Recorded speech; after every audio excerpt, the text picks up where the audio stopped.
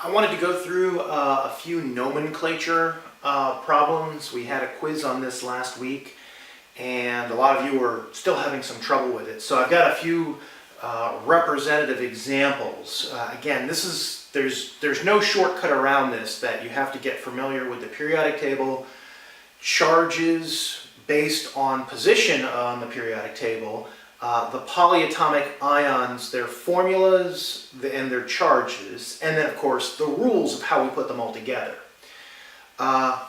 Fe, iron, is a transition metal. So if I just look at iron, I can't know its charge. However, here I've given the chemical formula Fe and then OH with a 2 in parentheses. So that means I have two hydroxides.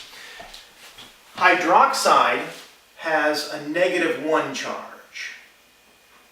So each of the unit hydroxide is -1. There are two of them, therefore the iron must be iron 2+. Okay? So in many situations you'll find yourself having to sleuth out what is the charge of a metal based on what it's attached to. I would either give you the formula, as I did there in this example, or I would give you the name. So we have iron and we have hydroxide. I'm going to leave a space between these.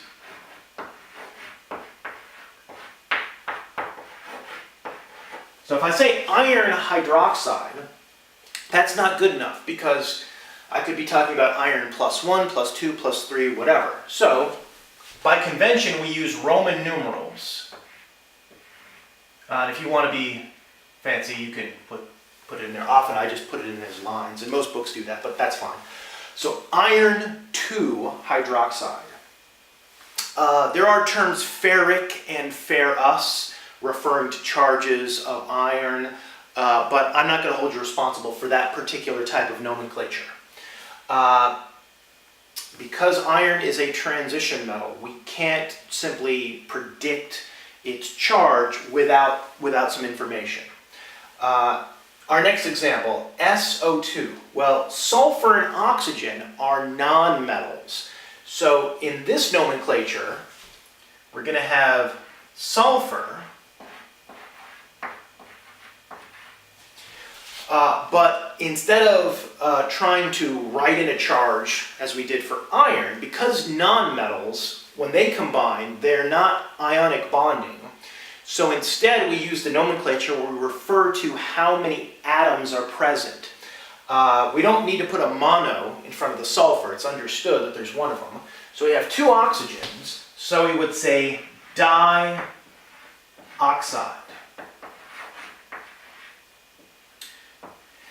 You're getting two types of nomenclature pushed at you at the same time. Ionic compounds, cations and anions, and then the nomenclature of nonmetals, binary combinations of nonmetals. So it's very easy to forget the rules or kind of get them mixed together. For nonmetals, it's based on the formula you're given and the number of atoms. So if we had two sulfurs here, it would be disulfur dioxide. We do take whatever element is listed last and go from oxygen to oxide. And we'll be covering covalent chemical bonding in a great amount of detail later on. So right now this is just, I give you a formula and you give me the name, or vice versa, but I'm not explaining to you why it's SO2 versus SO3 or SO7 or whatever. But we will get there. So we have lithium, and then we have the polyatomic ion carbonate. Now, carbonate is a 2- anion. Lithium is +1, which explains this chemical formula. What you do not need to do is say dilithium carbonate or lithium +1 carbonate. And the reason why is lithium is in group 1. It's understood that its charge is always going to be +1. So For this name, I would just say lithium carbonate.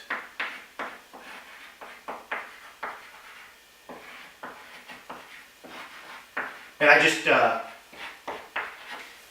capitalize this, it doesn't matter, unless it was the beginning of a sentence. So I didn't capitalize the iron or the sulfur. I don't know why I just did that. So don't worry about grammar type of rules when you're dealing with this. I don't care if you capitalize the first letter or not. So lithium carbonate, not lithium-1 carbonate, because again, lithium, it's understood that it will always be +1. N2Cl4. Nitrogen and chlorine are nonmetals. So now we have to use our rules as far as how we combine nonmetals. There are two nitrogens. So this would be dinitrogen. All right, we don't change its parent name. And then we have chlorine. We have 4 of them. So that would be tetra. Chlorine becomes chloride.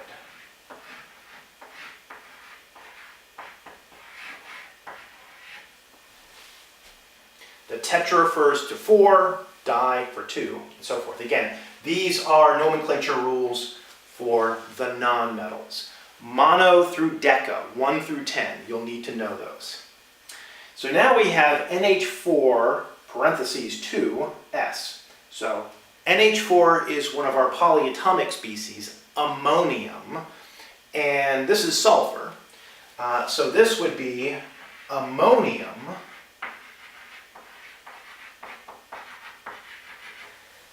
sulfur becomes sulfide.